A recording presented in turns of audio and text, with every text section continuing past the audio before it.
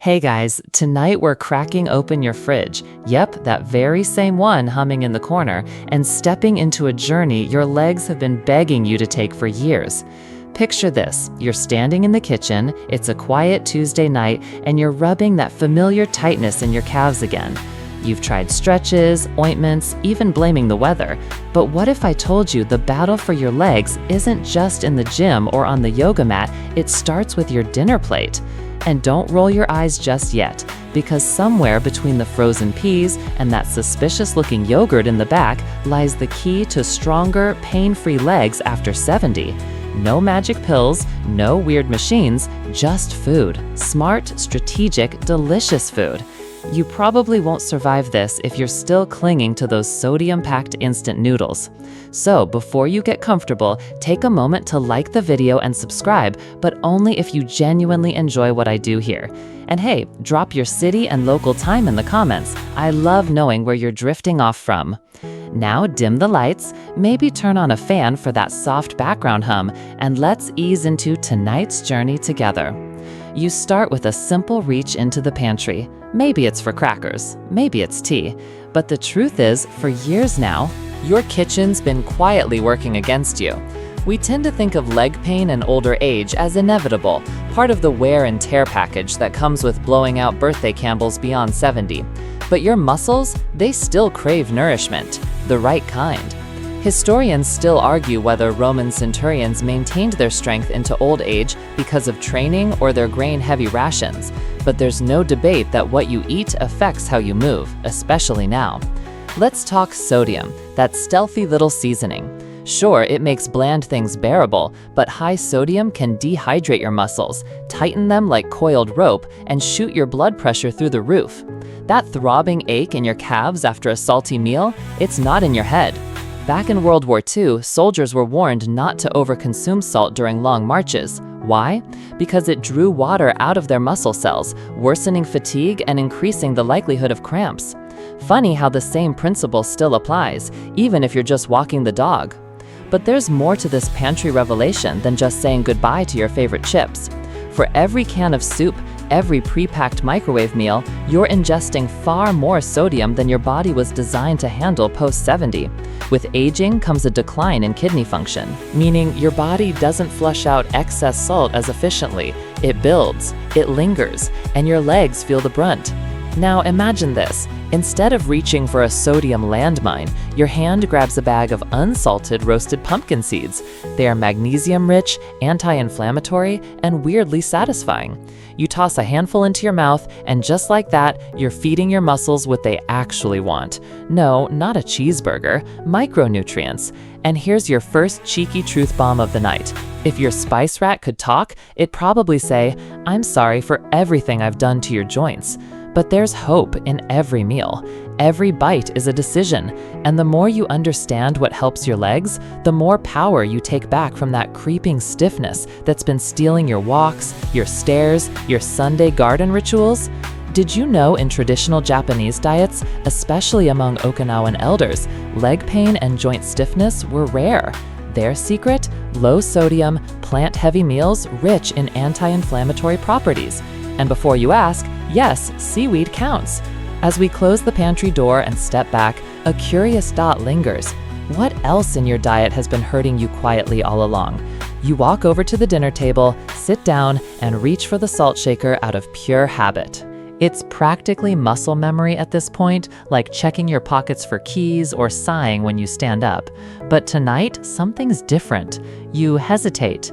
Maybe it's the twitch in your calf or the dull ache just behind your knee that's been more persistent lately. Whatever it is, you put the shaker down. That tiny act, that's revolution. Because let's face it, salt has been sneakily sabotaging your legs for years. You see, sodium is essential in tiny amounts.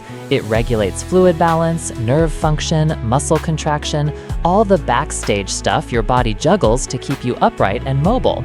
But most of us aren't dealing with tiny amounts. We're drowning in it. Historians still argue whether the Roman garum sauce, basically ancient ketchup made from fermented fish, was more prized for its flavor or its salt content. Either way, those soldiers weren't tossing back Doritos and canned chili like today's pantry warriors.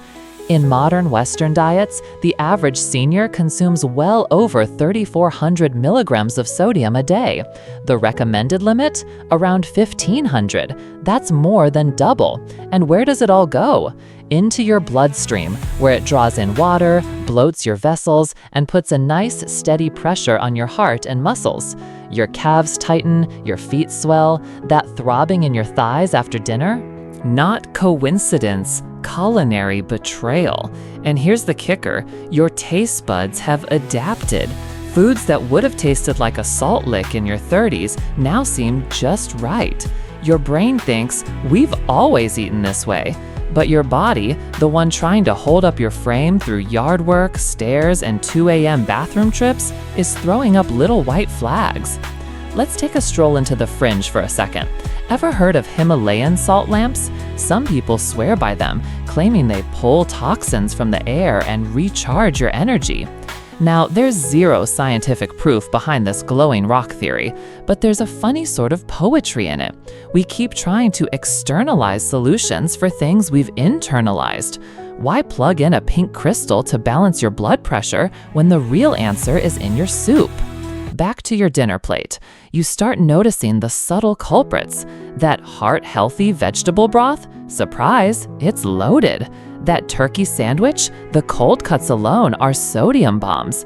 Even your favorite pickle, that crunchy little tangy joy, is brining your legs into submission. But don't worry, this isn't a farewell tour for flavor. Quite the opposite. When you reduce sodium, your taste buds reset. Slowly, surely, you start tasting the actual food again. Tomatoes become tart and juicy. Spinach has a bite. Carrots? Sweet like candy. And spices, cumin, turmeric, basil, finally get a chance to shine instead of being bulldozed by salt. Fun fact, in the 1600s, salt was so valuable it was used to pay Roman soldiers.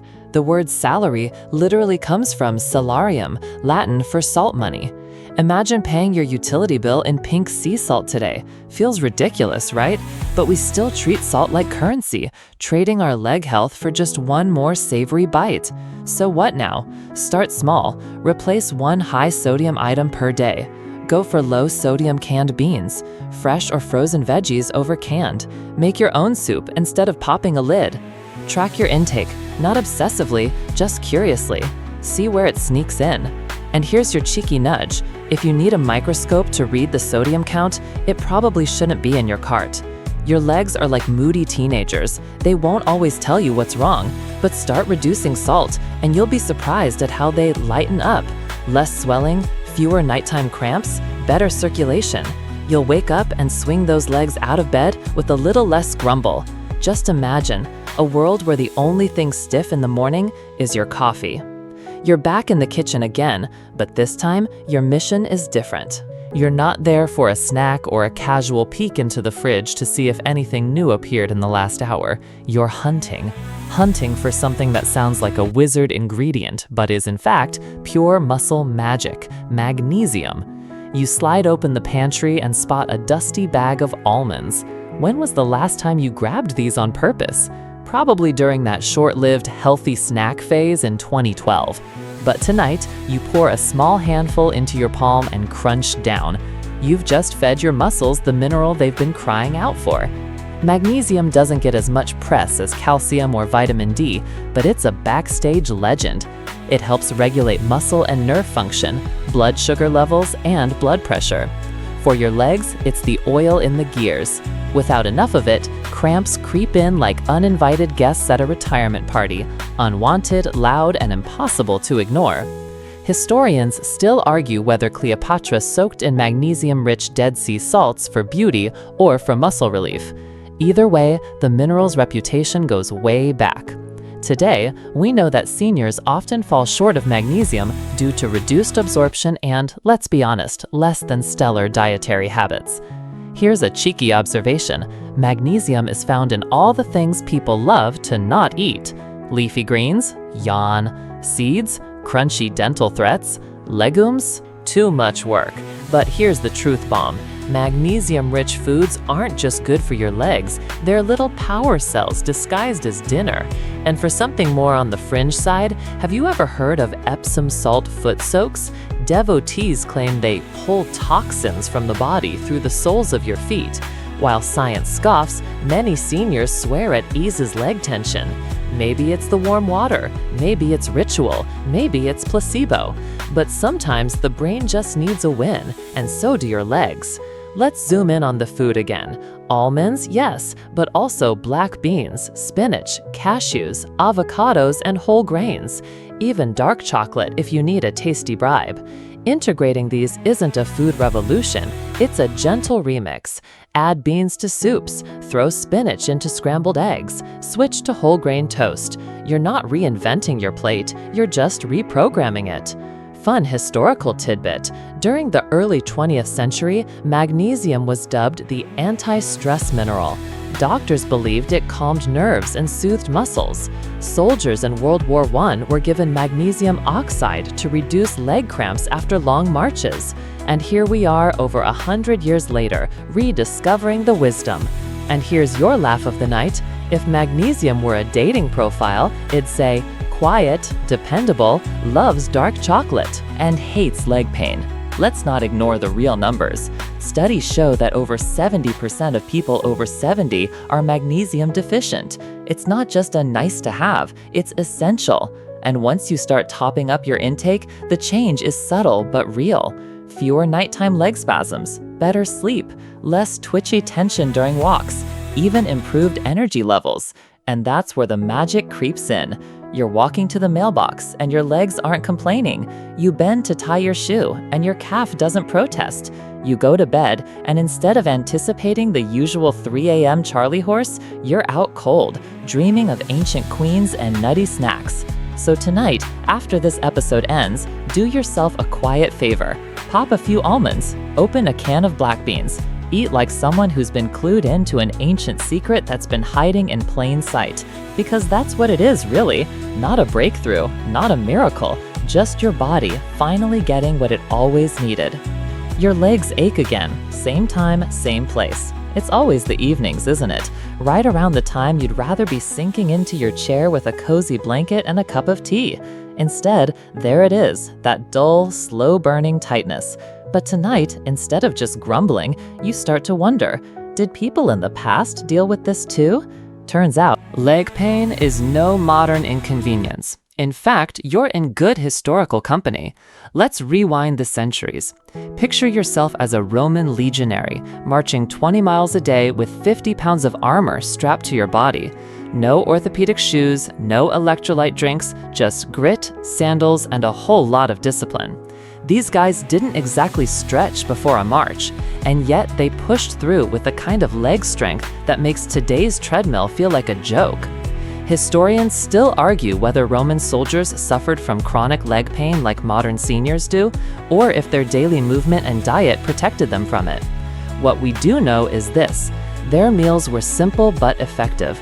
Lots of legumes, grains, and natural sources of calcium and magnesium. No energy drinks. No deli meats, just what the earth gave them. Now flash forward to 19th century Europe. Picture a pianist bent over a grand piano, performing night after night. Cramped fingers, yes, but also cramped legs from hours on the bench. These musicians often dealt with circulation issues due to long periods of inactivity, especially in stiff Victorian clothing. Corsets and trousers were not friends of blood flow. One odd fringe remedy back then? Vinegar compressors. They'd soak cloth in apple cider vinegar and wrap it around sore legs. Did it work? Well, it certainly smelled like something was happening. Whether the relief came from the vinegar or just the cool cloth, nobody knows. But the tradition lingered in old European households well into the 20th century. Here's your cheeky bedtime trivia. In medieval times, some folks believed leg cramps were caused by demons gnawing on the muscles while you slept. The cure? Sleeping with iron scissors under the pillow. Which raises the question, would you rather take a magnesium supplement or arm wrestle a sleep demon? But here's where it gets interesting. In nearly every historical period, people noticed that what they ate or didn't eat directly affected how their legs felt. Too much meat, stiffness. Not enough green vegetables, weakness. Poor hydration, cramping. Even ancient Ayurvedic and Chinese medicine systems linked lung vitality with dietary balance and circulation flow. Yet for all our modern advances, many seniors today still rely more on pills than pantry. But those soldiers, pianists, and herbalists, they had something right. They listened to their bodies, to their aches. They adjusted based on what they could feel, not just what a label said. So now you're sitting there, staring down your own legs, maybe giving them a little stretch. And maybe, for the first time, you feel connected to a long human lineage of people who battled pain, not with high-tech solutions, but with food, movement, and good old-fashioned listening. You don't need a Roman shield or a piano bench to understand what they went through. All it takes is one throbbing calf to realize we've all been here before. And perhaps the most comforting part, you're not walking this path alone.